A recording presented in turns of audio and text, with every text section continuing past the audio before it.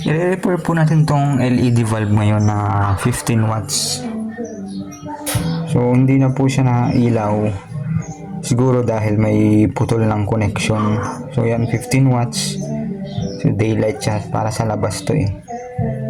So i-open lang natin yung pinaka-valve niya dito sa body. Iikutin nyo lang yan, para matanggal. So ganito. Ito po ay pwede yung persahin dito, tapos after lalagyan na ng tape. So ito po ay sira na dito.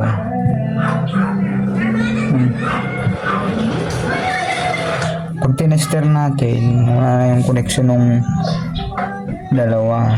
So kailangan kasi nakakonect, naka-series po kasi ito.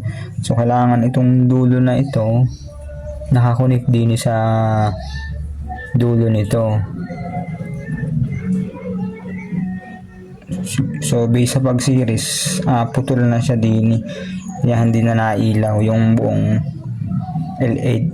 LED assembly. So i-connect lang po natin yung dulo nito papunta sa dulo nito gamit ang soldering iron.